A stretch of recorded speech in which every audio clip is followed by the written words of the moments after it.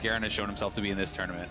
All right, and straight out the gate, we got jungle bans aplenty. Zac, Nidalee, Rek'Sai, Elise, definitely things to see as well, potentially. Yeah, and that's 2 out of 2 games Zac has been banned against Meteos. He's getting a lot of respect for his individual performances on this champion, which can unlock other picks for them and should give them an advantage in this. I think it's also interesting that in this group, it was actually a different team that played Zac against the Flash Wolves. Yeah. And they do not want to have a repeat of the pick potential specifically because Zac was very pivotal in preventing Karsa and Sword Art from setting up the appropriate vision with which to play the macro game towards victory. What does this Cassio and Syndra bans mean for the mid lane? What are we expecting to see Jensen and Maple potentially pick up? Well, the Cassio ban in particular is something Jensen did excel with in a lot of games. He just had a poor performance against Faker, so I still think that's a respect ban. Syndra being out, though, does open up some possibilities. It certainly does, and Vladimir is still on the table here. It's not going to be banned out as Rek'Sai gets taken away, and Vladimir is a champion that we have not seen a lot of throughout Worlds, mostly because it's getting banned. And you have to wonder what the first pick actually is here. Rumble. Elise Very is quick. high on our priority lists. Lee Sin has been high on a lot of other priority lists. We've seen it picked multiple times up. The Lee Sin above the Elise has happened on multiple occasions. Yeah, and I actually feel like this opens up for a lot of power picks here for C9 because they get the first crack at jungle. They get the first crack at mid lane if they want to go that route. If they want to grab something like the Elise Vladimir, it could be pretty powerful. It really depends on where they want to play the map. Yeah. Karma was a bigger pick in North America and LCS than I think it was in other regions, and it wouldn't surprise me if they did go with the Karma. I think the other options are locking down some very strong duos. So you'd pick your support AD here or your top jungle here and get a really good gank synergy or strong lane. If I recall correctly, Nami does relatively well into that Karma if it was going to go the support role, and we've seen Nami very high priority, first picked on day 1 of groups a couple times. So a lot of these counter picks that could come out depending on what C9 lock in now. We also know the priority individually for Sneaky with the Jhin. He's a fantastic Jhin player, gets a ban against him a lot, but it is going to be Meteos going right back to that Lee Sin. Received a decent amount of criticism for his performance against SKT. People felt he was not getting involved in the game early and often enough. We'll see if he can bounce back here. But we also do have to talk about the draft that they had the first time he picked Lee Sin. He didn't have any setup CC. They picked it with the Rumble and a Cassiopeia. I really hope that this game, Cloud9 can have a cannon or some type of CC setup in one of their lanes so that Meteos can have more effective ganks and take advantage of Lee Sin's insane early game damage. And speaking of that cannon, it is available. It's something that, you know, Impact could go to. I would like to see him play something that he has the potential to take over a lane on. He has shown the ability to be very lane dominant in the NALCS playoffs, in the regional qualifiers. I want to see him go back to it. A couple of hovers around different picks. Sivir still up and available. I only say that because I saw the Skarner for a second, but I got too excited. It is going to be the Elise lock-in and that Nami, somewhat expected if Smoothie is going to get these hands on Karma. But we have to remember, Jensen could flex this to mid lane if they do feel like that's something they want to go with. Smoothie is fantastic support player on the melee supports as well, and Nami has the ability to be all-in like picks with Alistar. We've seen that kind of go awry for the Nami.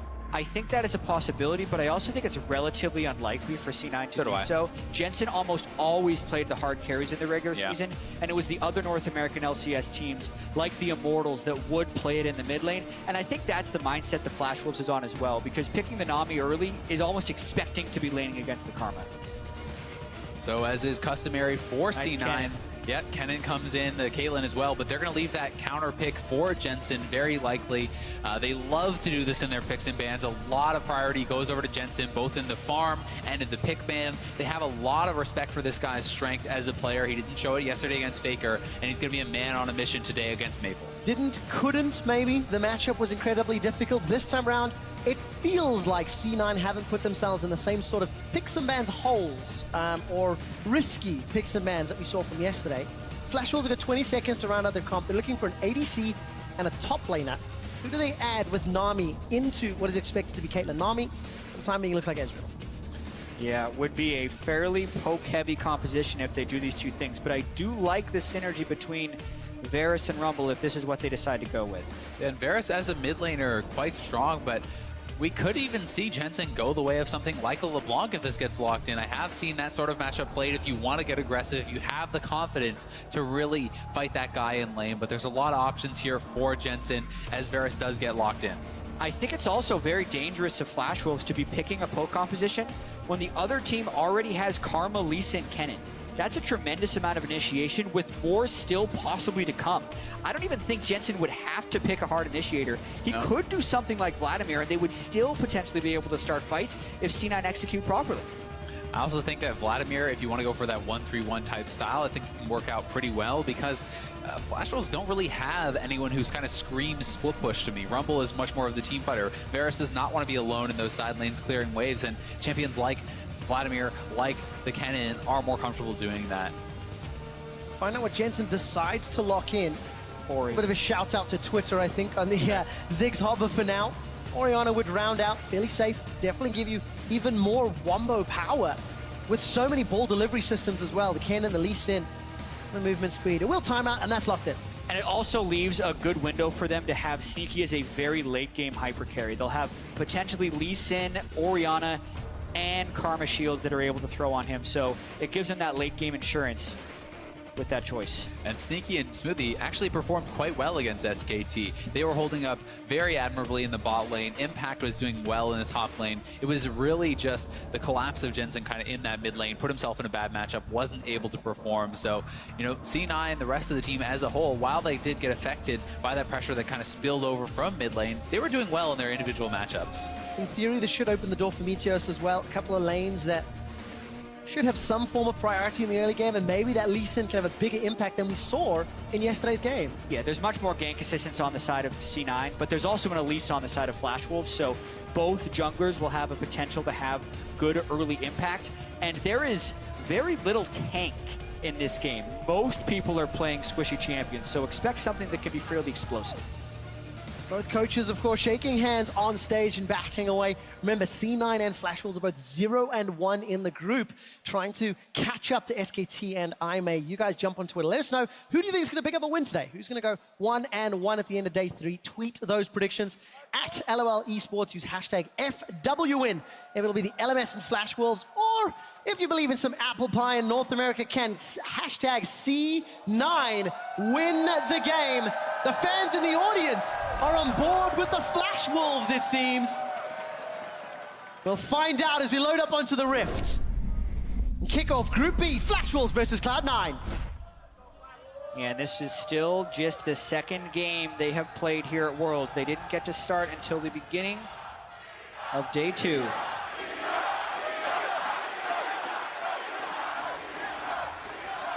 For what it's worth, that's a fairly split call. I'm hearing some whispers of Flash Wolves. This is an esports problem, in my opinion, specifically in League. People know how to chant 3-syllable names, but as soon as it's a 2-syllable name, all the rhythm is messed up. C9, 9C, and it's messed up. Gotta learn how to chant the 2-syllable names. Jet, why are you trash talking the fans?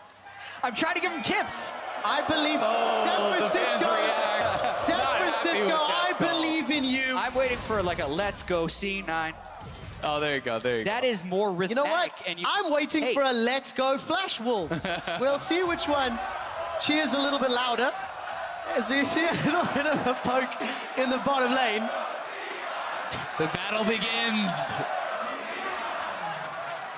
They added a clap. That's good. We'll move on. I will clarify my point later. All right, so as the game is going to be starting off, looks like Meteos wants to be topside here with Impact, and I'm going to be closely tracking these junglers' early routes. And interesting to note as well, Jensen going to be playing with Cleanse this time, giving a lot more respect over to that Elise. Yeah, and of course, Chain of Corruption's added to the equation. Jensen got that Doran's Ring and some biscuits. Corrupting Potion for Maple as far as starting items go. We did see a tiny bit of poke in the bottom tri-bush, but it doesn't equate to much. A good mantra Q from Smoothie to start off this laning phase. The early push in this lane is very important, especially with both junglers starting on the top side, so they're going to be moving towards the Scuttle Crab when it will be spawning, and also because Nami does have the sustained advantage, so if you're C9, you need to be able to get this shove in early so that you can then back up and still have the lane priority. How that works out in terms of the early game. Meteos starting off in the top half of the map, got himself Krugs, got himself red buff. And Karsa is doing a very quick clear here. Went straight for the double buff, and this does unlock the ability to go for these quick level 3 ganks if he sees any opportunities. And right now, C9 is pushed in heavily in the bot lane, so that could be somewhere he wants to try to target. Jensen comes off worse for wear in that trade, despite the Clockwork Wind-Up passive from Orianna, which traditionally does fairly well in those auto-attack trades. Using spells doesn't help your case. Sneaky and Smoothie shoving very hard, using every ability under the sun, and just forcing NL and Sword Art to play fairly defensive at the tower. And one of the reasons they want to do that is it allows the Karma to hit those Qs so much more easily. You can harass these people under the turret. When you clear out those minions, there's a lot more difficulty in avoiding those skill shots. Yeah, not much pathing happening towards that bottom side, mainly because C9 was able to get that early ward off in the river. Very curious to see how these lanes end up working, because I'm looking at the matchups and I see C9 has a lot of pushing and winning matchups, which should be very favorable for Meteos. Certainly should, and Karsa has had a very interesting path here. The quick double buff, then goes back to the race, to the Wolves, and now he's moving up into the top side jungle, so very unlikely that C9 and Meteos would be tracking this guy as to being on this side of the map. Really blue buff going to Jensen is just going to help him even more. The only issue that could happen here is if Karsa, with this big investment, could get a gank in onto Impact. He's completely snuck behind the ward, so Impact might end up getting aggressive, overcommit in lane, and have Karsa... This is such smart pathing. There's no way Impact is going to expect this guy to be up here, but he does have that Tri-Bush ward. We'll see how quickly he's able to react, and Meteos moving up topside as well. Karsa needs to hug the wall. Oh, here he comes. Last time he can be seen. Flash is available, look for the cocoon, it connects! Impact will go down! First blood for Karsa! Huge mistake from Impact. He flashed when he saw the Harpoon. He needed to wait for the cocoon there to have any chance of surviving, and Karsa, with a brilliant early jungle path, gets first blood for his team. I have to credit MMD, though, for immediately going for the flash and making the Harpoon happen, because if he lands the slow even after the flash, you can land the cocoon. All right, now I do have to give you guys a quick update. Yesterday, it took Meteor 16 minutes and 40 seconds to connect a Sonic Wave on an enemy champion. He's broken that record by 12 minutes today. Not that it matters in the engage. Clap, is how it's supposed to be done. But unfortunately for Meteos, arriving too late to the party, and Impact goes down. Kill goes to Karsa as well. Yeah, and here it is once again, and so unfortunate, especially because he uses the Lightning Rush aggressively here, and he flashes reactively, but it's just... The only chance he had of getting out was flashing the cocoon, and even then, it probably would have been death because he was so far up and had already used his rush. But so much credit has to be given to Karsa. Yeah, using the minion wave may have helped Impact as well, but it's specifically because of that wacky path that Karsa decided to go with. It was incredibly hard to predict from Impact's side, and that is one of Impact's greatest strengths that I think Karsa was trying to work around. Impact really understands junglers for the most part and can feel when they're up top. It's a game timing thing. It's just being able to sense what type of path they've been going with. Karsa completely surprised Impact there. He thought he was a completely different place on the map. And that said, Impact still is carving out a nice CS advantage here. MMD holding on to that teleport, though, will give them some playmaking ability on the bot side, especially if they want to try to go for something like an early Dragon. Yeah, Infernal Drake is the flavor of the first Drake. And we've seen internationally it is the quickest taken Dragon throughout the course of summer, and we'll expand to that in a second. Karsa, no flash available. Moving down towards Smoothie and Sneaky. And of course, Smoothie and Sneaky, they sense they went out. They get a ward in the Tri-Bush as well, so they backed away. Max range cocoon doesn't mean anything. There's no follow-up from NL. Yeah, for now it looks like a relatively weak gank, but it looks like they're just trying to shove up so they can get a good base without having to wave freeze in a bad spot. Yeah, and they also want to get an early base so NL can get his tier stacking, because the longer Caitlyn delays the Ezreal, the better it is for this Caitlyn. The Caitlyn wants the BF sword, wants these big buys, whereas Ezreal wants to base early for that tier. Cloud9 have to be so careful. There is now a ward directly behind their duo, so if MMD wants to jump in there and spit some flames, he's got the option to do so with the backing from Flash Wolves. Cloud9 start Infernal. And remember the TP. This is very risky, but the bot lane duo has based, and C9, because of that bot lane advantage, may get this for free. They completed their backs, and it's a bold play by C9, but I actually think it's a smart one. Yeah. As far as TPs being down for Impact or not MMD, because even if MMD does teleport down, since everyone on Flash Wolves was so low, C9 could have just backed away with the Karma, and that would have only increased Impact's advantage in the top lane. So really good job actually using their top lane and bottom lane advantages to take an uncontested Drake. And it's these little things that compound. The pushing in, the constant poke that they get, the running out of potions here for Flash Wolves in this bot lane means they get that Infernal Dragon. Little differences can mean a lot. Yeah, an early Dragon. Next one's going to be Infernal as well, no less. And I'll spot it out on a ward. Right, Tear of the Goddess for him, Tear of the Goddess for Maple, and look at the minimap. Smoothie and Meteos making their way up to support Impact. Yeah, if they could be here, if they can bait in the dive and counter gank this could be huge, but they need to move there right now. Meteos is spending some time. This is going to get so scary. Sneaky's making his way up as well. This is a potential 4-on-4. You have to feel Flash Wolves know they've not seen anybody in the bottom half of the map for a while. Yeah, and C9 was fast enough to the play, too risky to actually make that attempted dive into a cannon with ultimate, even 4v3. And I think it was just a great ward by Impact in the top lane to place it in the lane right there. Understanding that with the turret changes, one of the common plays was to, on your first back of an 80 carry, especially in a losing matchup, just send your team top lane and try and surprise them to shove down a turret. But the ward was there, C9 was on the game, they knew they had winning lanes, and they kept their winning lanes. Losing matchup, and now itemization is against NL as well. Cull and Tia versus BF Sword. That is difficult. Tia in the mid lane. Double Doran's Blades for Impact's Cannon, so there's a lot of early strengths that seem unanswerable for the time being on the Flash Wolf side. And just look at this lane positioning here. Because Flash Wolf made this move, it didn't pay off. Impact gets to collect this huge wave that was slow pushing in, and that's going to put him significantly in the lead in this 1v1 matchup as far as XP goes and as far as the CS. Even as far as gold goes, he's now at 100 advantage over the Rumble, and I can only expect it to grow, especially if Meteos decides to attend that lane. The early game gank potential of the Kennen with the Lee Sin is immense, and I really want C9 to actually go for that play. Yeah, they certainly could. Meteos is definitely sitting on a lot of gold here. I think he wants to spend that up before getting too aggressive, and will go do so now, but so far, very close affair here. C9 gives up the first kill, but they're in the lead because of these winning lanes and because of those advantages that they are carving out. Warrior enchant for Meteos. Karsa's gone Runic Echoes, and Impact's going to run into... Oh, Karsa, very good ward though. Lightning rushes away. Staying alive. Very clear where Karsa's focus is. Not only helping out MMD, but trying to keep Impact down, who, at least in many's eyes, are one of reasons that Cloud9 are winning games.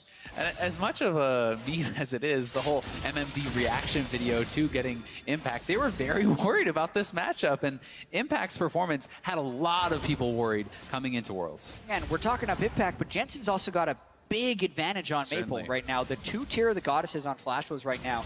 Obviously, Ezreal doesn't have to get hurt as much from the Tier, but especially the Varus, the early game play has to be there.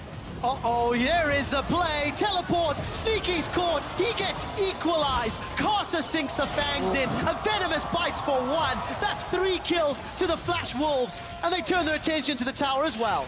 Such a quick move there from the Flash Wolves. They get 3, and they should get the first turret of the game here, and really gonna break it wide open. Yeah, for all the focus that they were putting on Impact, they quickly pivot, and I don't think Cloud9 was expecting that level of the gank. But it was a teleport from the top lane, a ghost from the mid lane, and they essentially take their 2 losing lanes, roam them up top lane, and pick up 3 kills, which then kind of equalizes the lane from gold perspective, and then gives them a large lead in the game.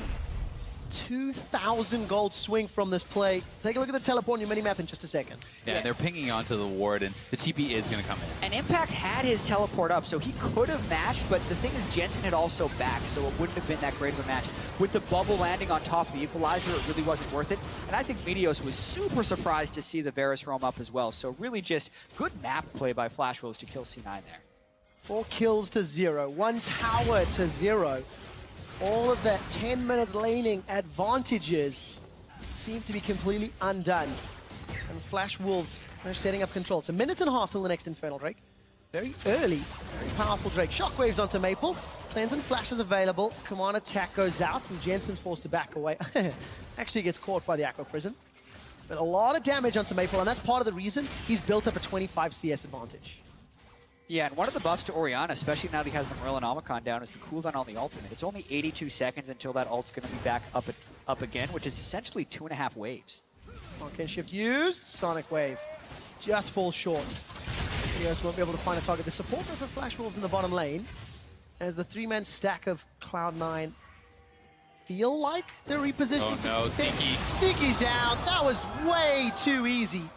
Just wanting to set up a ward. And with 45 seconds to Drake, Flash Wolves pick up their 5th kill of the game. And it feels a little reminiscent of the previous game where Meteos is just having trouble getting involved whatsoever. Karsa running around the map, seemingly able to pull off these ganks at will. Yeah, it's the second time C9 have also picked Lee Sin instead of the Elise and have opted into this matchup, but they haven't been able to execute it. And we're only seeing the games that are on stage. There's other teams that also prioritize this Lee Sin, and there are reasons if you're able to execute that the Lee Sin can be better from a playmaking perspective. But you have to be able to make the plays, and right now Meteos just isn't doing that. And you have to be able to expect that you can make those plays when you have 3 winning lanes. All of Cloud9's lanes won, but the jungle priority has gone heavily towards Karsa. Not only is he ahead as far as gank participation and kill participation, he's actually up in farm too. One thing that is a shining light for Cloud9, gigantic CS advantages in top and mid lane. So yes, they are falling behind, but there is still farming power, and there is always that combo. Shockwave plus Slicing Maelstrom. And there's also the late game assistance that they can give Sneaky if he's able to get a little bit of farm up. They're trying to rush this next Infernal Drake, and they do have the teleport advantage if Impact can make it in.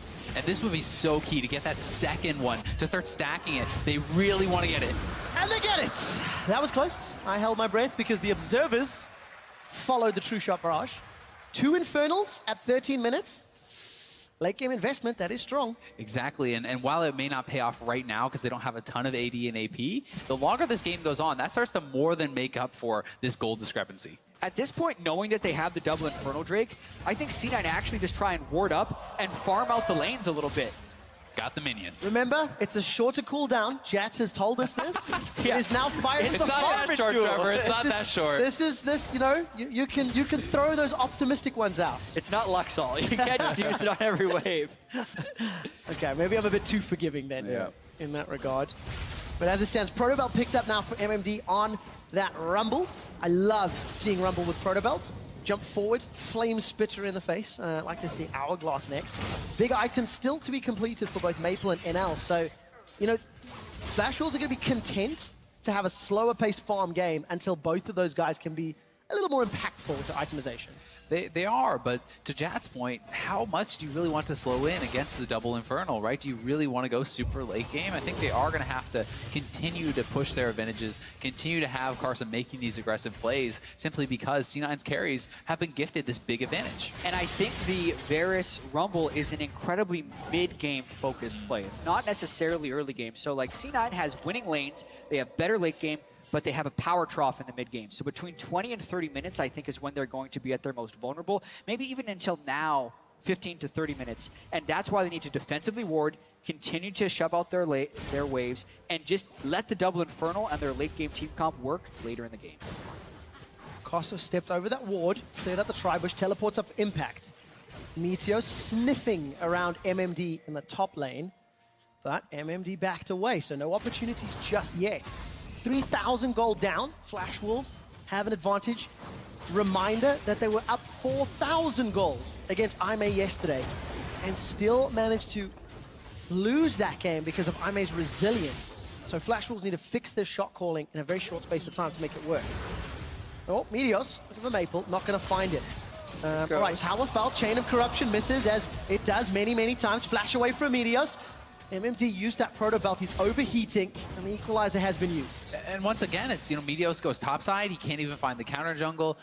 MMD simply backs off. Meanwhile, Karsa forces the C9 bot lane off the turret, gets that turret, and then Meteos has to blow his flash and retreat. So Karsa is just being so effective compared to Meteos in this game so far. All it took was the ghost of Maple to just kind of easily walk away. No. Jensen's got a good shockwave, but he's out of mana now, needs to back away. Sneaky gets chunked down heavily by Karsa. And Meteos is in place. Only safeguard in and clear the wave out, but slightly awkward trades on 2 sides of the river.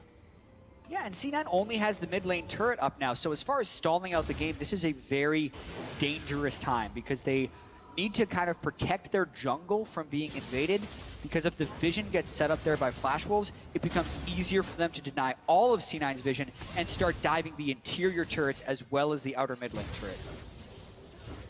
First items picked up for Maple in NL now. The Frozen Fist, the Ghost Blade, Aegis completed for Karsa, Haunting Guys for MMD. So they're starting to come into their own, and this gold lead going to be a lot more powerful in the mid game. Dragon's up in what, about 3-ish minutes? And it looks like Cloud9 have had very high Dragon priority. Probably because it is that Inferno, of course. Chain of Corruption catches Jensen, cleanse, allows them to sidestep the bubble. Golf claps all around for that. Yeah. Good cleanse, nice side step right afterwards. Hardly takes any damage and can actually stay in lane right now and continue to try and shove out. And C9 have one defensive pink ward in their jungle. I think that's good. I'd love to see them get the second one in a basically near their red buff on the other side. And they're going to have to continue to refresh them because Flash was going to continually try and go in. Now, this is the second time we've seen Flash Wolves have a pretty impressive early game. Oh, Meteos getting got. Oh, he's in trouble. Dragon's Rage is away. Ward hops out. And MMD decides not to chase. But yeah, another sizable advantage. They did the same thing yesterday against iMate. Same thing today against Cloud9, despite what actually looked like a very horrible start to the game for Flash Wolves in terms of the lane matchups.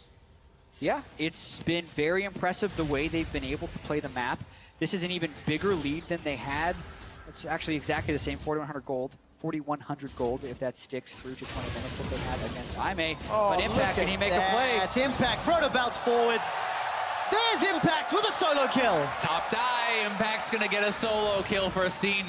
And the playmaker throughout all the playoffs gives them something to be happy about in this game. Yeah, that is desperately needed for C9. And they need to be able to also clear out this mid wave. Can't do that with a tidal wave. That's going to zone C9 out. Shockwave is available if anybody steps forward. Meteos forced to back away. And the Inner is killed for the most part.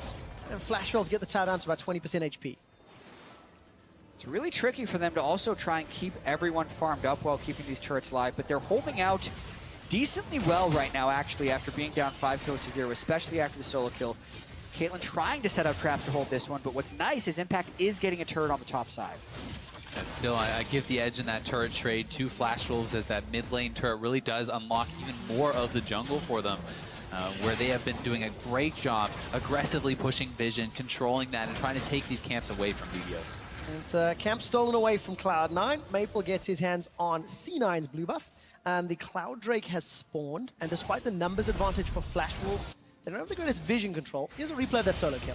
Yeah, MMD just trying to check into the brush. They had the pink ward in the river, completely close it out. And he'd also already used a bunch of his cooldowns earlier. He used an ult to clear the wave. I also love the fact that Impact knew he had enough damage without blowing his flash, so he gets that kill. And C9 again, Flash Wolves kind of caught sleeping here. Ooh, that was close, but still, third straight Dragon with Flash Wolves in this advantageous position. Feels like something that should not be happening. I completely agree. I think Flash Wolves' objective control has not been where it needs to be. And they were a slow-paced region when they were playing in the LMS and had better objective control. But for the first two games here on the world stage, they're losing the objective control. And this 3,000 to 4,000 gold lead will not mean much if they continually give away Drakes, especially with the next one being a third Infernal. And a lot of it to me is their vision control is good, but their back timings have been very poor, and C9 has been aware of those back timings and always able to capitalize on them. Can Cloud9 do it again? There's still time for 2 more Drakes. We know one is Infernal. Still another one to spawn after that before Elder. And Cloud9, their team comp will scale. Secure the blue buff. I think that was taken. No, did... I think wow, MMD the Harpoon did it. Yeah, MMD stole it. The Electro Harpoon took it. So... no blue buff for C9. Remember, they had theirs stolen a few minutes ago. Perhaps the least effective champion to steal blue buff on. Got the CDR. But it still denies the blue buff and gives him the experience, which is very important. 28-1 with a lead at 20. Yeah, that the one loss coming yesterday. Yes, that's the most important thing, how recent that loss is. And it just adds that element of doubt, doesn't it? When you look at the team composition from Cloud9, when you look at the Dragons, when you look at the CS discrepancy, what's that? Plus 57 for Impact. He's halfway to a Flame Horizon. And I love this because he's on a champion that I think is going to continue to have the advantage in this 1v1 in the side lane. So that is something that's going to be working heavily towards them. Yeah, and even the mid lane has been pretty good for Jensen. The reason that Maple has been able to catch up a bit in CS is because Flash Wolves have been sending their whole team at him to try and get that mid lane turret, which they eventually took. Okay, so how do Flash Wolves then take advantage of this gold lead and the spike that their team comp currently has with the poke and with the long-range abilities over the next few minutes? To me, it's a lot about just continuing to extend their vision, push up vision, siege objectives, and get control around it. They can also look for picks, with things like the Chains of Corruption and that Elise. So really controlling vision around the Baron, I think, is step one, and then looking either for picks or to threaten starting them up. And I think the biggest problem for them right now is how much power Impact has in the side lane. They can't necessarily get their waves pushing at the right time, and they don't have anyone on their team right now that can be near him. If anyone is near Impact, Impact is going to get a kill. So they either need to send 2 people down and kill Impact, then set up a siege, or just find a window in which they can group 5 people and hard push a turret. Especially the experience advantage in addition to the gold. If it was just the CS that NMD was behind, it would not be as bad. But I mean, Impact is a good level and a half ahead, and is going to be very, very frightening as he closes in on level 16. You can see MMD doesn't even want to come close. He's just going to have to drop the equalizer to clear the wave. And this is the other thing. That's another equalizer used on the wave, which diminishes their team fight threat and makes it so they can't make powerful plays on the map, and that only extends the game, which C9 is fine with. They certainly are, and we can see MMD roaming back up towards mid lane. C9 spotted him out, but don't have to be too scared with that equalizer down. Cloud9 going to be sitting fairly comfortably, knowing the equalizer's down, knowing they've got this dragon investment. It obviously becomes much more valuable. Oh, good Sneaky catch. gets caught out, and he will go down. NL snipes. Such nice coordination. Cocoon into the bubble. The Ezreal ulti already coming in. Azael, 3 minutes ago, I said, how does Flash Wolves extend their lead? You said vision, into picks, into a tower. They pulled it off flawlessly. 3 minutes ago, they didn't even have the vision, but now C9 is trying to fight back. All right, flash into Maple. He's got caught out. Shockwave still not used. Jensen's looking for a target. Not going to find it yet. That's a good piercing arrow from Maple. Chunks down Impact. Impact's looking for a target. Looking to pull a Smeb. Looking for a 5-man slicing Maelstrom. But Flash Wolves are not presenting a target. And C9 don't actually want to go hard on a 4v5. They know that Sneaky was already down in that fight, and they really are just trying to play around this third Infernal Drake, I think. I mean, that was great play by Flash Wolves. They pushed the vision in. They found the kill by Sneaky, and they got a tower. It's a 5,000 gold leads. Yeah, and as you mentioned, when Azael mentioned the vision control 3 minutes ago, Flash Wolves didn't actually have it. They attained the vision control and then went to get the kill, and they catch Sneaky in transition. It's also becoming very problematic for C9 because Sneaky is supposed to be this physical damage source, and he's just following further and further behind. He's the one consistently getting picked off, and NL is getting bigger and bigger and bigger. And this is also a C9 tendency from the regular season. We have to remember, as far as all the teams attending Worlds, almost unanimously, the AD carry would have a larger share of the 15 to 30-minute CS. But C9 was the team where that was not true. The mid-game farm almost always goes to Jensen, and it's been Sneaky who's trying to go side to side to be able to get it. Because if they are grouped in the same place, it's Jensen who is clearing the wave and not Sneaky. And that really makes you question the way C9 is going to be trying to play this late game. Are they going to say Jensen needs 6 items so he can land a 6-man shockwave, or Sneaky needs 6 items so he can stack shields on him and he can carry? Because right now, they're trending towards Jensen rather than Sneaky. Yeah, they certainly are trending towards both Impact and Jensen, but a lot of MR is being built up as a result. You know, we have some key big-ticket items already finished for that, and more MR is being built. 25 minutes talking about that MR. Randian's Omens for some armor on the side of Meteos. Hourglass being worked towards for Impact, and MMD got his hands on that Negatron cloak. We'll see where it decides to go. The next Dragon up in 10 seconds. Meteos just gets away with his life. And this is the huge thing. The third Infernal Drake. If Flash Wolves gets one, then it's only an 8% advantage that C9 will have in damage. But if they get this one, it's 24% extra attack damage and ability power. Yeah, this fight right here could be enough to decide the game, to give C9 that snowball advantage. They're going to go straight into it. Jensen gets caught! He does get caught, but he stays alive for the time being. Teleports into the mid lane for MMD. The tidal wave sends Cloud9 packing. Meteos runs for his life. 2,500. Meteos, he might chance this one. Sonic Wave and Smite are available. Baron doesn't reset just yet. Flash Wolves should be patient right now. They're going. They don't get it. Meteos goes down. He had to try. Flash Wolves get Dragon number 1. And a kill. That's so huge. They could have been patient and made it so Meteos had no chance of the steal, but they decided to continue damage on it. Karsa has been on point. He gets the smite instead of Meteos, and now they have Meteos down for the push. All right, Impact's looking for an engage. Remember, this is 4 on 5 if he looks for it. Slicing Maelstrom manages to get 3. Try for Shockwave. Impact bounces backwards. They've only got 1, but they save the tower. It feels like that needed to be more. It really does, and you know, with that Dragon advantage kind of neutralized here, you know, it could have been 24% advantage. Now it's only that 8. It's not that big of a deal for Flash Wolves. They have a lot more confidence with that going forward, and C9 expending a lot of their playmaking abilities here were not able to get enough. Yeah, but you did see a preview of how they want to fight. Certainly. Impact with the flank, and then Jensen comboing up on the already stunned target. So even if the Goldie gets pretty big, that type of fight is already a possibility. And here is Impact, flies on in, not able to catch really the big tickets that they wanted, you know, that Maple, that NL, but still, they are able to take down MMD. They're able to force some summoners out, and we'll see how quickly they can look to repeat that, as Impact can be very aggressive with his now completed Zhonya's. Yeah, it was through an exhaust as well, but the worry I actually have for C9 here is also if NL is going to be ignored or not. Yeah. NL has not been seen as a strong AD carry, but even in their game yesterday, which they lost to Aime, he was the primary damage dealer on Lucian, had a pretty good game. Here, he's been laning quite well against Sneaky and Smoothie. He's picked up more kills than anyone else on Flash Wolves. He's at the important items as far as the blue build Ezreal goes, and he is doing a bunch of damage. So if they can't actually close on to NL in fights, NL would be able to clean them up. I will say I'm a little bit surprised that he doesn't actually just go for a more defensive build, though, with his next item. Picking up the Last Whisper, to me, is not super needed at this point. I agree. And grabbing something like a QSS would keep him massively more safe against the AP-heavy burst. Especially with no Mikhails on Smart yet, I think the QSS is the almost obvious choice. The only person he's cutting through with that Last Whisper is Meteos, who has been mostly a non-factor in a lot of these fights. He needed the QSS, in my opinion, as yours as well. We'll see if it matters. There we go. QSS would have helped a whole lot there. Manages to flash heal his way out just a moment later. Decent equalizer. Very good chain of corruptions. This time it catches Meteors. No kill secured yet. MMD's looking for more. Got that proto belt available if he can find a target. And now it's about Flash Wolves going back towards the Baron. They know that C9 is low, and they're going to try to make a move for now.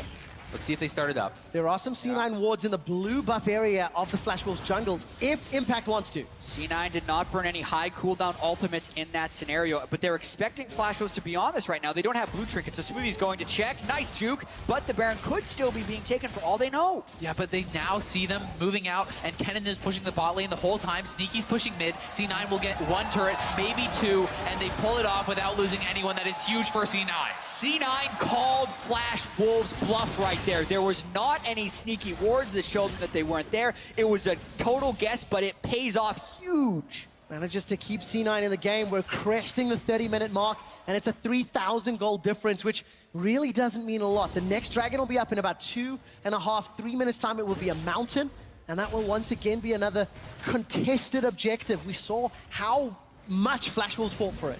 One thing Flash Wolves did get out of that, though, is both of Sneaky's summoners, and he is going to be very vulnerable with a lot of flashes available here on Flash Wolves' team, right? They have the flash on MMD, on Karsa, on Maple. If they can catch him with any sort of CC and pile onto him, Sneaky's going to be in a lot of trouble. Well, that's definitely the target for Flash Wolves.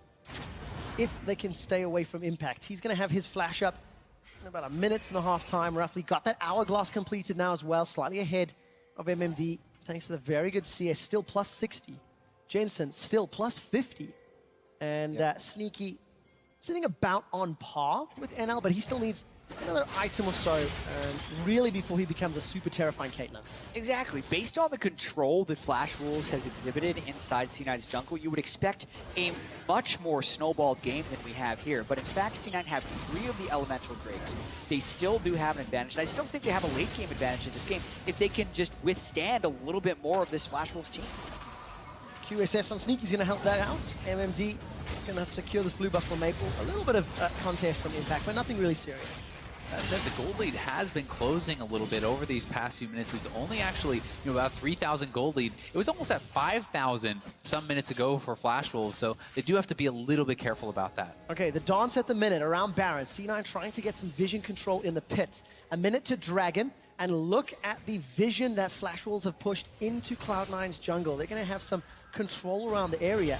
Jensen's going to go into this next team fight with the Rylai's and a Void Staff to complement his Morel and Omicron. And Impact is waiting in base for a teleport. They were hoping that they would fall back. Here it comes, Look here how it far comes. back this teleport is coming in from. Meteos on the side. To force. Meteos doesn't find anyone with a Sonic corralling them Blade. into Impact. Impact's looking for more. There's a flash available. Flash Wolves fall back. Remember the vision they set up from earlier. This is making it slightly safer. And Flash Wolves, all of a sudden, they've got pressure on the inner turret. They have an inside track on the turret, but they do not have a way back to their base after doing this. The more Varus Qs they can land, the more they can dissuade C9 from engaging. Impact is still coming in from the backside. C9 wants this fight. Will they make the move? Tidal wave onto Impact. Impact gets caught out. He puts a very early Maelstrom. That does nothing. Chain of Corruption cuts off the rest of Cloud9, and Flash Wolf survives. Sword Art with a beautiful bubble, completely denying Impact's engage there. And they completely outplay C9 with that move. They navigate around, they get the turret, they get the dragon, and they lose nothing. So well managed by Flash Wolves. Definitely playing a high-pressure game, but they executed it just right. They saw that C9 had a very telegraphed engage. The ward wasn't exactly close for C9 to close in on, and it didn't actually corner them anywhere. And then they used the walls very expertly. Maple consistently landed the piercing arrows through and through, and the tidal wave was the big kicker from Sword Art to completely seal the disengage. That's scary for me. Flash Wolves looking controlled in that play. It was controlled late game plays that did not allow them to win against IMA yesterday, and Sneaky and Smoothie, the help of Meteos, they've gone very extended. No teleport for Impact either. That's the biggest thing. Impact is off pushing the side wave after team just picked up Mountain Drake, and Meteos is caught. Oh, Meteos is caught. He manages to flash away. Chain of Corruption doesn't find anybody in Casa. Goes forward to the repel. MMD equalizes, not up yet. Proto belts forward. Instantly goes golden with the hourglass. Impact is looking to run up through the river, but so lucky for Cloud9. No equalizer available. That was such a risky kick there from Meteos. He kicked him right on top of his team, and that could have been devastating if he had the equalizer and the Proto belt up. They would have gotten erased. Well, I believe it was the Proto belt that made Meteos kick him in, because he Proto belted forward as the kick was about to channel. Well, C9 Impact. Held my breath there. Thought he was going for the Maelstrom play. Did not in the end. Hourglass on cooldown. Baron is up and available. Vision heavily in favor of Flash Wolves in the river. Look at those CS differences. Smoothie gets caught by CC, but there's no damage to follow it up. Yeah, and this is, even though the kills are a little bit lower, eerily similar to the IMA versus Flash Wolves game we saw yesterday. Flash Wolves look like they should be able to get these plays done, but they don't necessarily have a good split push advantage, and they don't have enough hard engage to start anything, so they're trying to get the picks with Elise in order to get a big enough advantage. Meteos. Oh, manages to step back just at the right second. Teleport is not up for Impact again. Remember, MMD's got his available. So also one of those games where we're getting to the stage where Flash Wolves, they're struggling to find a way to end this game, and Impact may go for a solo kill. They're gonna look for it. This should just be easy peasy. Slicing Maelstrom, the flash not used, but getting the flash out of MMD, still a successful play. It is, but you also have to remember MMD still has his ultimate, so there's an opportunity for a power play here. In the long term, because the cooldowns are desynced, oftentimes the ultimate for Flash is worth it. But if you fight before the other guy's ult is back, there's an ultimate advantage on top laners right now, and Flash Wolves can use that to gain map pressure. They certainly can, and look at the amount of vision they have established around this Baron pit. C9 is hanging around, but it's difficult for them to find a way in. I am shocked that C9 are consistently split pushing with their teleportless cannon, and Flash Wolves aren't punishing, especially with the ultimate down. MMD teleport up and just go as far as Flash Wolves are concerned, but they are not doing that. The world's pressure, 35 minutes of gameplay, losses under their belts. Definitely feels like it is impacting their decision-making, playing it slower and safer. It certainly does, and if you give C9 enough chances, they only need to find one big in. If Impact can get that combo with Jensen onto the back line, that could spell disaster for Flash Wolves, and we'll see if they're going to be able to get anything done. Flash Wolves feeling more and more hesitant. Same could be said for Flash Wolves. One Baron opportunity. Certainly. They've got a more substantial lead. They've taken double the number of towers. Cocoon onto Meteos. NL's coming to follow up. Dragon's Rage, another ultimate not available. Slightly less impactful than Impact's, because Impact will have his teleport and Slicing Maelstrom in around 20 to 30 seconds, if I read that cooldown correctly. You can also feel the pressure that C9 is under to not really consistently base. They're staying out on the map because they're always worried about the Baron. You know, Sneaky sitting around with a lot of gold. Jensen has been sitting around with quite a bit of gold himself too. And you know, it's something where they don't always have the ideal back times because they're feeling the pressure to be out on the map and be able to respond to a Baron. Yeah, the objectives are very real as a threat. Elder Drake will be up in 2 minutes as well. That can be another thing that moves the game forward towards completion. But the fact of the matter is their inhibitors are completely safe on Cloud9's side. They're yet to be assaulted, and unless Flash Wolves is willing to actually commit to doing a Baron, C9 doesn't have that much to worry about. I wonder if the earlier play in the game where Flash Wolves were trying to bait Baron and C9 just took turrets, is still in the heads of Flash Wolves because they've had plenty of opportunities, I feel like, to at least start the Baron. They have sustain even with the Nami. They've got some more defensive abilities as well. MMD went for the Banshee's Veil, whereas Impact went for the Void Staff. Definitely signals a difference in style. Certainly does, and I think with that Void Staff, he could go for MMD, who is flashless. Protobelt for Protobelt, slicing Maelstrom comes out, Impact's looking for more, still 1,000 HP to work through, Impact moves forward, the Equalizer comes He's out, got it. Hourglass used, but look at the support, Impact looks for more, that's a giant shield from the overheat, now Impact's in trouble, doesn't get the kill, through the exhaust, in a 1-on-3, takes him down, Mythos is looking for more, Q could deliver the shockwave, Costa's caught out, Smoothie and Sneaky looking for more, the repel, the flash, the sonic wave, this time it hits, this time it kills, Cloud9 makes San Francisco go wild, as NL's looking for more, it's in a 4-on-1, Meteos is in trouble, piercing arrow, and Bubble, that's a little bit of trouble, Maple's running away with his life, and Sneaky manages to arrive just in time, 2 for 1 at the end of the day. It all starts from Impact's play on the other side of the map, where he not only forces the Zonias and the alternate of MND, but he also gets the kill while absorbing the roam for anyone else. And then, like shot from a cannon, Meteos suddenly starts landing all his Qs. Not to mention that, he gets 3 summoners. Ghost was blown to run down here. Both support summoners were used to try to save MMD. He gets the kill anyway. This guy has been incredible for Cloud9. And look at it, flashing in, using the exhaust. That's 2 summoners blown. That's the ultimate down. He gets the kill anyway. The last auto attack after the exhaust had been out. And then here, the engage was very good from Meteos, getting the Q, kicking him backwards, and then landing another one to finish the kill. And as a result of all this, Flash Wolves has lost their Baron vision control, and it's C9 now getting that aggressive stance, and it's Sneaky at 3 items on the Caitlyn. Critical break point for him. He is going to be getting to a much stronger point. They're going to start it up. This is very risky. Teleport is available for Impact, so is the Maelstrom. Got all of his items as well. Baron peeled away from. Decent poke. The Piltover Peacemaker of Sneaky, and those traps being cleared out one by one. Impact continues to push. Right, and this is actually how you should be playing with your teleport in this situation, because they have the teleport advantage. They know MMD is here, so you fall back, and you hope to not get picked off until Impact can get his push, because that will force MMD to go back to base, and then if that happens, Impact could teleport in. So it's all about trading advantages and playing the slow macro game, but they have to be careful not to get caught. Oh, tidal wave into Equalizer. Jensen and Sneaky, they're cut off. I saw Flash Wolves pings on the middle inhibitor, and Flash Wolves are looking to peel back. Impact has not moved from the bottom lane. Impact's still pushing, but Flash Wolves have the inside track on this inhibitor turret. Some of their key ultimates are down, but C9 needs to get back and defend the base. They're trying to. C9 have made it in through the gates up top. Meteos is looking for a flank. Meteos is in the lane. The base is opened up. Meteos Dragon's Rage is available, but no flashes. There is a game that C9 is playing right now, because Impact is still pushing. They have been on the game to just let Impact go. And I think he gets it. I think this is a straight up trade. Does Impact need to teleport to get out? That's the question. Look at the minimap. He's going to try Lightning Rush away. No flash available, but I think he's done it. And C9, if they see more people coming down here, can reestablish their Baron vision control. They're playing a very dangerous game here, but so far they are pulling it off. And look at Impact. He's hanging around for now, but does decide to base. Game of chicken. Gold leads do not matter at 40 minutes with exposed inhibitors.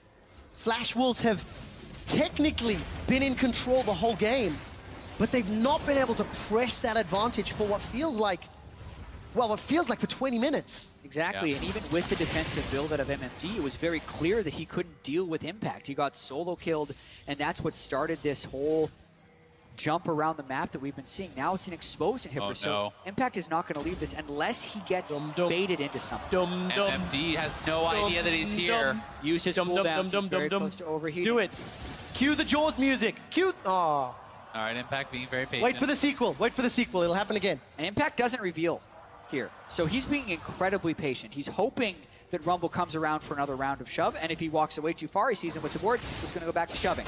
This is where the Baron needs to be committed to. Maldrake actually kills it quickly. C9 sees that it is happening. Jensen's not close. Jensen's nowhere near. This is going to be a 3v5. TB's coming Teleport in. is being channeled, but it's slightly far away. Baron's going to get secured before Cloud9 can get in. Meteos will get his around. GA popped. He's in trouble with Meteos in the pit. C9 need to try save him. Meteos is down. 5v4 and Cloud9. They back away.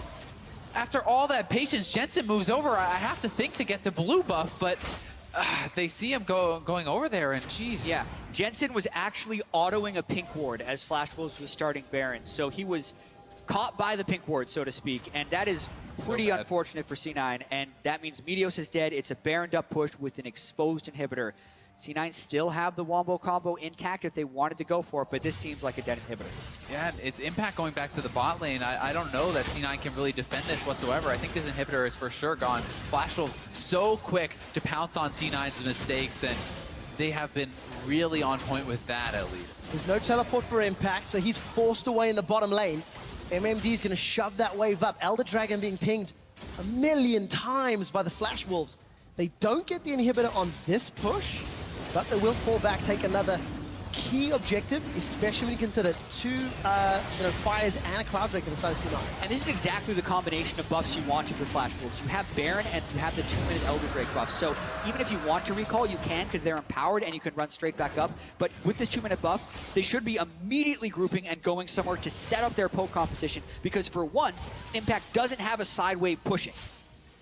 Yeah, and he's trying to get that side wave pushing, but he doesn't have his TP, and they even saw Meteos down on the bot side, so Flash Wolves can just make a mad dash towards the base. They need to get back and get in position to defend this, because their turrets are going to go down so quickly. Trying to do the best they can. Those Caitlyn cupcake snap traps are in place that at least dissuade some of the pressure. The rest of Flash Wolves are down in the bottom lane. Still a minute and 30 seconds of Elder Drake. With this many elementals, it's 135 true damage burn on every application of damage. That is ridiculous, and I don't think Cloud9 can deal with it. They're 7,000 gold down in every single major objective. Inhibitors being chipped away. NL's got 1, got 2, got 3 autos. Moving in for a couple more. And inch by inch, it's going down. Sneaky's done. Look at that. Piercing arrow. True shot barrage almost kills him.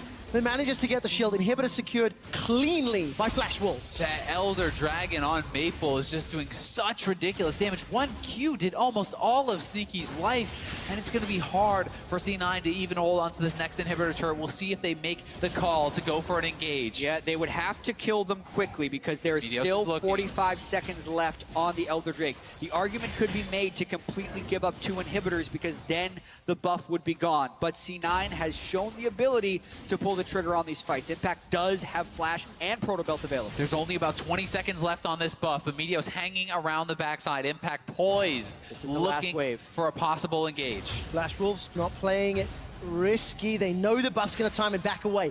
Content with supers in one lane. Cloud9 live to fight another day. The question becomes for Flash Wolves, though, was it enough? If you can't end the game with Elder and Baron, your gold lead stops really mattering at all at this point. Next time those objectives are going to come up, C9 is going to be full builds across the board. Exactly. When you're playing this incredibly slow game like Flash Wolves is right here, and you're at 45 minutes before you get the right combination of buffs, you have to make that count. Sneaky has been a little bit behind for a lot of the game, gotten a lot more CS lately with super minions pouring into the base, and I think C9 can actually be very happy with the end result of what just happened there, because they will be hitting 6 items shortly as long as they can keep everyone on their team alive. Maple's looking for Meteos. It's Flash versus Ghost, so Maple going to lose at least one of those summoners. Remember, Meteos G8 not available for this next fight. Baron will be up in a couple minutes' time.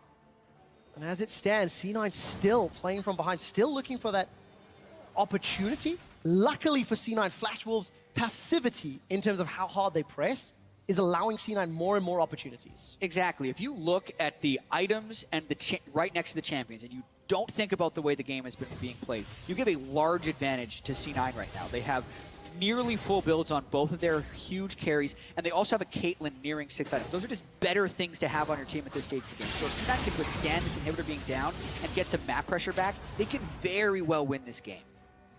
Yeah, they still have to be very careful, though. This game is on a knife's edge at this time, and Impact looking for a flank around the top side. A couple of splits, actually. If you look at the mini-map, Flash Wolves don't have the full contingent up in the top lane. As Maple and NL are down bottom, Tidal Wave comes out, flash away from Impact. That's very important, and the Proto Belt. That's so much of the engage potential completely gone for Impact now. It's going to be very tough for him to get in without that available, and Flash Wolves are going to be pressing here in the bot lane. You can have all the advantages in the world in the late game if you're Cloud9, but without the tools to make them work, without avoiding the poke like that piercing arrow, it's not going to happen. Maple is doing so much damage. True Shot Barrage pushes the wave out. Supers still moving down the mid lane. That inhibitor's got about a minute and a bit before it respawns. And the rest of Flash Wolves trying to pressure the bottom lane with all of that vision. There is one ward that is being pinged behind the Flash Wolves, though. Impact does have TP. It's possible to look for that. Still really difficult to push against C9. Sneaky does have him Mercurial Scimitar, so he gets hit by a Varus Q, but heals up fairly well. Flash Wolves is trying to posture to get them off of that turret, but they're not seeming to make very much ground. Sneaky just bought, so he's full build now. Completed that 6-item Caitlyn. One more item needs to come in for Jensen, and then Cloud9 is essentially done across the board. Well, everyone here in San Francisco is silenced because this game will be decided by one skill shot or mistake, and all of a sudden, game is over. Impact still got a ward to teleport to if Flash Wolves decide to peel back. However, there's a 3-man stack in the top lane. Jensen moving in to try wave clear. This tower should go down. Caster clears it out. Good cocoon onto Jensen. Impact, no flash available. Has Protopelt, decides against it, and the ward is timed out down bottom, so that opportunity to get behind is gone. The Chains of Corruption just missed there from Maple. He tried to go for Meteos, so that is gone, but Flash Wolves is playing this very well, bouncing C9 back and forth, and C9 is having trouble actually answering on both sides. They need to commit to a fight, or they're just going to lose this inhibitor. And this is even without the Baron buff, so it's actually a really good bounce back and forth, and with no flash on Impact, it's really hard for them to get the right type of engage. Important. Tidal Wave is blown, and Flash Wolves instantly back away. Unfortunately, the ward down bottom timed, as I mentioned, so if you look at Maple and NL, there's no threat of jumping on them. Baron is up in 5 seconds. Elder Dragon's going to be up a couple minutes after that. Meteos. He goes in. He follows it. Sword Art's the target. He's going to find an Aqua Prison. A lot of damage on the Sword Art. The rest of Cloud9, they've been tagged. Equalizer gets thrown down only onto Smoothie. Meteos ward hops away to safety, but a lot of ultimates blown. Yeah, very good for Cloud9 there. They didn't expend almost anything, and that's Rumble ultimate down. A lot of key ultimates down for Flash Wolves. And now the question is, does C9 just do Baron? Because they have all their inhibitors up, and all of the key ultimates are actually down for the Flash Wolves, so at the very least, they can push up and get control of these waves again. I think they just are going to go for this tier 2 mid turret. Looks like they're pushing forward to Siege. All of Cloud9 is here. They know key ultimates are down. Can they capitalize? It looks like they'll at least get the one turret. Easily secure the tower. How brave are they feeling? Those cooldown timers coming back up. Tidal Wave shortly for Sword Art. Equalizer about a third of the way left for MMD. In Cloud9 with a window of opportunity if they can take it. They're moving over towards that Baron, establishing the vision control. Yeah, the ultimates will be back very soon for Flash. They're looking. Though. Minion wave from the bottom lane in favor of Cloud9. Looks like MMD's going to catch that. He's got to teleport up as well, but if Cloud9 can go quick, if they can get in there before the 4.5-second channel time. Meteos is behind. They're looking for the flank onto Maple. Sonic Wave needs to connect onto a target. That's a giant spider in front of Maple, though. Sonic Wave goes between the goals. This isn't soccer, and Meteos is forced to back away. Oh my goodness. Just keeps going, quick shot. They're hitting max items very soon here. Jensen is sitting on nearly 3,000 gold. Will be able to complete his item as soon as he goes back to base. Oh, Meteos gets caught. There's a little bit of damage to follow up. Jat, yesterday Flash Wolves set the longest game of Worlds at 47 minutes. They broke that record today. In Cloud9, Shockwave has been used by Jensen. Didn't find a target or a kill. MMD, though, got chunked out. I assume it hit him. Yeah, it was that shockwave onto MMD, and Jensen just based. I'm not sure if Flash Wolves are aware, but he has now completed all his items and will be getting back out there. No one's starting it up. Looks like Cloud9 is going to be okay for now, and this game is just so ridiculously tense. Flash Wolves and C9, next fight, very likely to decide this game, and no one wants to be the player to make the mistake that ends the game. And it's so much about the setup to these things and getting the right amount of vision control. They don't want it to be a Baron throw, but they have to find a way to get something going. At this point, 6-item red buff Caitlyn with the support of an Orianna that is also 6 items is a formidable team fighting foe, and that means for Flash Wolves they have to be even more creative about the way they try and find things. C9 has been able to just farm up near 500 CS on all of their carries and reach this point. They have, but at the same time, they have struggled to find their way into the fights. They have not been able to get the engages. Flash Wolves is the team still in the lead. They're the team with 2 open inhibitors for their opponents. All right, looking at the setup, both teams pivoting around mid lane. There's no tower to fall back to. Impact has flash available if he needs to. He's been jumped on, decides to back away, uses Protobell to safety. Bubble and Tidal Wave, they go awash, find no targets, but Flash Wolves are going to have time on the inhib. They have the inside track, and is C9 going to commit to this? Meteos is on the backside looking. Oh, so scary. Chain of Corruption on Meteos. Meteos has got a GA. He flashes away to safety, stays alive for a few seconds. So many cooldowns are being burned here. Meteos' flash, Maple's Chain of Corruption, Sword Art's ultimate. Impact was able to escape with his Protobell. As you say, the tension is building, and we're seeing examples of why neither team can necessarily engage in the right way on their opponents. We've crossed the line of comfort for really any team because this is unusual. NL and Casa, they're going to get sight on Meteos. His GA not going to get popped. Dragon's Rage is going to knock away the damage dealers of Flash Wolves, but that's a key ultimate. Not available. Baron hasn't been started yet, but it gets tagged. Maple and Casa are going to back away, in fact. Just the repel into the pits. Meteos also needs to kind of heal up a little bit here. He's very low on health. If a fight were to break out, it's not the situation that Cloud9 wants. And look at that poke onto Sneaky. And there's no immediate minions to lifesteal up off of, which is key for Sneaky right now. And it's what's giving Flash Wolves the confidence, because they land one more poke on Sneaky. He's near dead. Baron's getting incredibly low. Coming around. This is going to try. Shockwave does nothing. Casa gets caught out. Meteos lands a Sonic Wave. But simply put, Cloud9 fumble the ball. Flash Wolves get Baron. I actually can't believe that Cloud9 just let them get away with that. They were in position to fight. Impact has his ultimate. Jensen has his ultimate. That's exactly where you want them. Corralled into the Baron pit, and Cloud9 just seem paralyzed. They're not willing to make the call to go, and now it's Flash Wolves with the Baron buff. Can be pushing in on all sides. C9 are really trying to have everyone at high health before they go into fights, and they consistently get Smoothie! Smoothie's down. That's damaging. Impact's looking for more. Hourglass and Protobelt are up. Inhibitor falls. Super's going to pull through slowly but surely. There's no shockwave for Jensen either. Flash Wolves have finally found the front footing they've wanted for the entire game and take down 2 inhibs. And I think a lot of it is because they've landed enough poke. The accuracy just increased for Maple and NL on these shots, and they're the ones that are killing the C9 team. Only Sneaky has reliable sustain after getting poked, so if Jensen gets very far out here. He needs to be careful. That grub is not worth it. Oh no. Meteos should get burned down here. GA is available. Flash over the wall for NL. Meteos gets his GA popped and will die for a Grump. That is an absolute disaster at this point in the game. What is he doing out there? He may have just cost his team, as Meteos is going to be down for 1 minute and 10 seconds. Such a long death timer, and he loses his GA. Yes, that is not a type of play to be made on the world stage. 54 minutes in now with Baron and 2 inhibitors down. C9 would have to defend 4v5. At the very least, Meteos got a ward down when he came out of Gromp, and maybe Impact would use that as a teleport location. But no, he's in the front line here. And Flash Wolves, they've split up as well. Sneaky throws out the ace in the hole. It does a fair amount of damage to Maple, but it won't matter. I mean, super minions being ushered into the base by Flash Wolves, and the bottom inhibitor is the focus for now, but a good trap line. You can't understate the value of those traps at this stage in the game. Good hit from Sneaky. Easily healed up already by NL, and the tower will fall shortly. Sneaky can't be in 2 places at once, though, and there's super minions on his Nexus turret, so that turret falls, and maybe even more. Impact should be able to get Sword Art, not just yet. Very good defensive Aqua Prison. Equalizer is out. Inhibitor falls. All 3 are down. Double supers spawning. 3 seconds for Meteos to come up. Sword Art, the shockwave for a support. Chain of Corruption goes out. There's no equalizer. There's the Impact is looking for a target. He stuns up Maple. That's the shutdown. But somebody has to defend supers. NL's running for his life. Meteos is looking for all.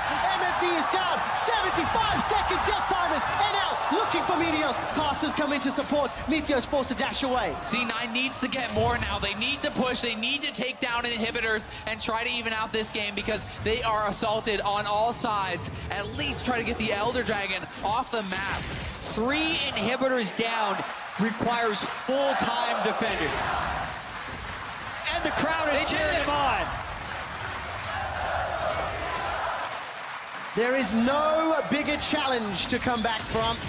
Maybe no Nexus turrets, but let's be real. Supers in every single lane. 40-second death time is still for Flash Wolves. Casa and NL up and around the Elder Dragon. Meteos and Smoothie are moving in. There is a very real steal potential here, although the rest of C9, they've come to contest as well. It would be very risky for Flash Wolves to try to go for that steal, because if these guys die, they could just snowball this into a push. Shockwave, not going to get caught as NL is able to channel the Arcane Ship. True Shot Barrage, not secured. Also remember, this is goodness. giving 50% more on that double Infernal, so they are very, very powerful if they could find a fight, but Flash Wolves going to be likely just waiting it out. I think so as well. With the 3 inhibitors down, they're down for so long now in this season of League of Legends. So it's the 5-man defense for C9 with the Elder Drake that is meant to discourage Flash Wolves from getting the team fight. We know how strong Sneak can be, and thank goodness he has a Hurricane. Even with that, look how long it takes him to clear 1 wave of stacked minions. Ladies and gentlemen, jump onto all of your social medias and call your family, your friends, your grandparents, and their pets. One of the most dramatic Worlds team fights could happen shortly. 60 minutes of game time. This is a rarity for nearly anybody on this level of game. And C9 may have bought enough time to withstand a triple inhibitor down. The fans are in favor. But the challenge is massive. Coming back from 3 inhibitors is incredibly rare, but they have a lot of the recipes to do it if you're looking at C9. They have the better late game team composition. They did fall behind early, and they were against a team that has lacked decisiveness throughout most of the game and is a poke composition without much hard engage. So as far as actually getting the kills necessary to kill the Nexus turrets, Flash Wolves doesn't have as many tools as they would like. They certainly don't, but Impact missing his flash, a major tool for Cloud9 to get in and get these team fights. And Meteos, as a secondary engage, has not looked comfortable, has not looked confident, has not been able to find those engages. And look at the GAs even picked up here. Swordart has even grabbed himself one. And there was one very interesting thing that happened in the last fight. Jensen killed Swordart, who has the Mikhail's Crucible, and Maple has no cleanse and no QSS, probably because the Mikhail's is on Swordart. So that allowed Impact to just kill Maple. If they can ever get that type of combination to happen again, they can very easily win a fight, and if they do it with their inhibitors up, they can... Meteos goes in. Meteos is looking for Casa. Where's the support? Casa's alone. Doesn't have a lot of damage. Dragon's Rage's been used, as well as the Ward Hop. Chain of Corruption, Equalizer. Smoothie escapes with his life. The Tidal Wave goes down too. Casa doesn't get his GA pop, but there's a gigantic ultimate window in favor of C9. Yeah, all important ultimates down for Flash Wolves, but still an inhibitor down, and they're continually on the back foot, about to crest 100,000 gold. 60 minutes is on the board. Baron is up in 40 seconds time.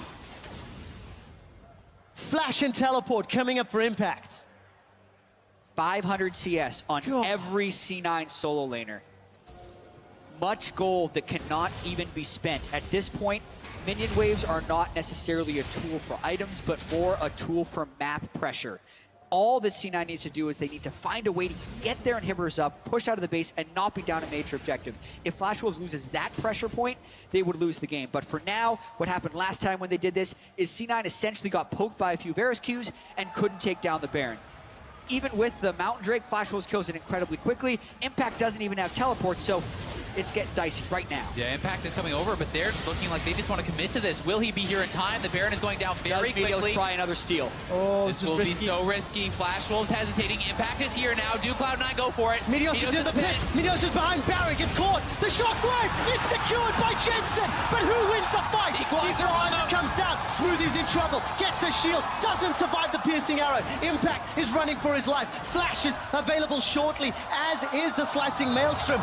Baron for Cloud9.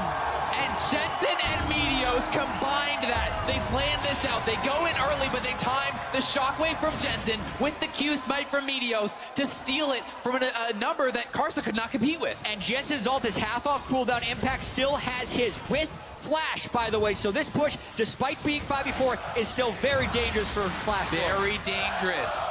But Smoothie is down for 40. They need to be careful. C9 wants to hang on until their support can return. Also, look at the summoners for Cloud9. Missing almost across the board. Jensen and Sneaky are very vulnerable. Impact's got a flash. Impact's got a maelstrom. Decides not to use it. Looking for the opportunity, and Flash Wolves realize it. They back away, but Flash Wolves, they're not relenting. They're still looking at the inhibs. And Karsa ate a big amount of poke there from Impact, trying to get any edge that he possibly can. This game is so ridiculously close. 10 seconds on Smoothie. And we have to talk about the pressure that is under these players in this game. This is Worlds. This is what you wait your entire year to hope to participate in. And both of these teams opened up yesterday with a loss. So if they can't pull out a 62-minute game, it would be devastating for their morale as they move towards the rest of the group stage. You can see the pressure impacting these teams. There's been plenty of mistakes, but it's all about who can deliver at this stage of the game. And it's C9 making their first aggressive move in what feels like an eternity, taking down the tier 2 turret, poised to look for more. All right, C9, let's see how much pressure they apply. Baron is still up.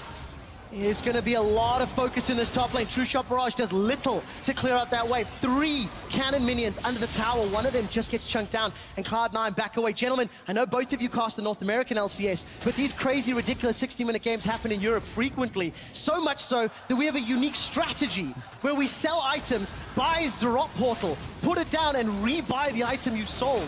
We're about to enter that funky territory where that's a legit strat. The thing is, that was in the world of tanks of a lot of the regular season. We have AP champions in the top and the mid lane. So if anyone would buy Zerot Portal, it would have to be a Lee Sin or an Elise, and that doesn't make as much logical sense as you would want it to. So we're in this murky middle ground where a team has to take a risk in order for the game to change. Sword Art is on the side, could be looking for the Nami ultimate. Impact does have his TP, but sometimes in these late game stages, if you're not there at the start of the fight, it can be too late. So he's going to get this wave pushing. We'll see if he looks to rejoin the team. There's so much tension. Base is still open. And Cocoon goes wide. Meteos manages to survive.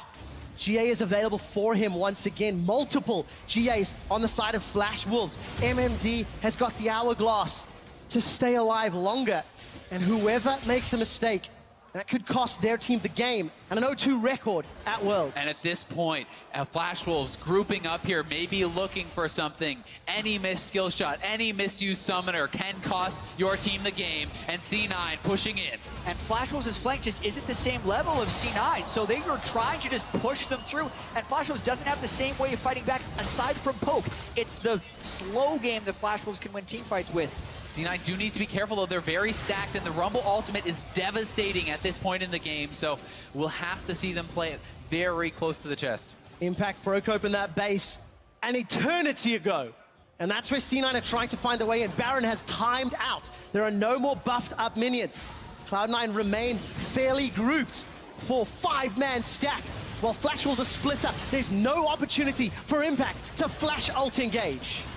Look at the top lane wave, though. It is going to be pushing in there for C9, I do believe, and that may cause someone from Flash Wolves to answer, but Sneaky, look at that poke. He's got to heal up. I really want to see the damage Maple is dealt at the end of this game with all of the piercing arrows he's been able to land in this one. We are approaching some pretty epic territory right now. The longest game in Worlds history was in 2014 when Fnatic and OMG played. That was multiple Nexus defenses later. That was 71 minutes. We are 6 minutes away from surpassing that here in San Francisco. If I recall correctly, they had a Rumble and Elise as well in the game. I have to double check that one. As it stands, 110,000 gold apiece, 2 dragons to 3. Elder is up in 1 minute and 40 seconds.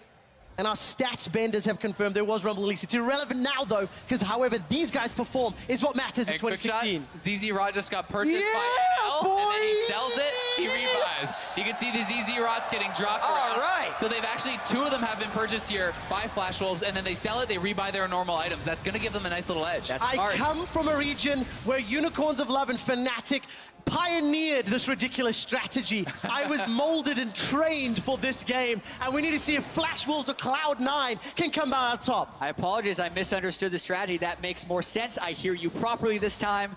That is the strategy, makes perfect sense. 1 minute on Elder Drake. Will the Zerot minions actually start pushes on the C9 waves that prevent them from being able to contest the Elder Drake? Is that 2 of them on the map? Is that That's 2? Flash Wolves have watched more EU LCS than NA LCS. They have learned the ridiculousness. Look at this, though. Both of those waves are pushing right now, and C9 have to send defenders to that, which will make them cede vision control around the major objectives spawning in a minute. 1 minute to Baron, 30 seconds to Elder. Who calls the bluff? Meteos waiting on the flank. Impact is in the top lane. Teleport is up. He's dealing with the minions, but will arrive later than what MMD can perform. Meteos is dancing on the edge of safety. One key thing to note, C9 has a lot of deep wards this time around. A lot of options for Impact to TP in if Flash Wolves try to funnel in towards this Elder Dragon pit. C9 kind of have to go. There's 8,000 gold in the inventory of Sneaky, just to show how much he's been farming here. It's also getting very nerve-wracking for Meteos. He's very far away from his team. If he gets caught, he's Oh, going in. He gets it, Maple flashes away. Cloud9 have done it, but Impact, he throws down the hourglass. The Maelstrom hasn't done enough. Sneaky's Cloud9 untouched. looking for more. Sneaky's got help. Flash away. No, That's that a was the GA. GA. That's pop. Caster's going to come back to life. Stays alive a few Hot seconds. trap. Jensen gets another one. Cloud9 have got 2 kills. And Meteos, the whole game, he's not able to perform. He comes up clutch, 67 minutes in, kicks in Maple, and that is going to push C9 to go to the Baron. C9 with 2 people dead and an open inhibitor on the bottom side can't push the bottom waves because of the Zerat minion stack. This should give them the Baron though, and give them a much better chance of winning the game. The rest of Flash Wolves are going for Elder, and the 6th man, the San Francisco crowd, go wild in support of the North American Cloud9. They got the cheer down, they're in sync, they have the rhythm, and C9 is trying to feed off that energy. 68 minutes in, 20 seconds left on Maple, 30 on Karsa, and Elder Drake is up. C9 won it. C9 moved to the Elder. It should be uncontested with such a long res timer on Karsa. And you have to think if there's any time for C9 to win the game, it's going to be within this 2-minute span. They must make use of the Elder Dragon. Elder Dragon, Baron, an inhibitor in the bottom lane.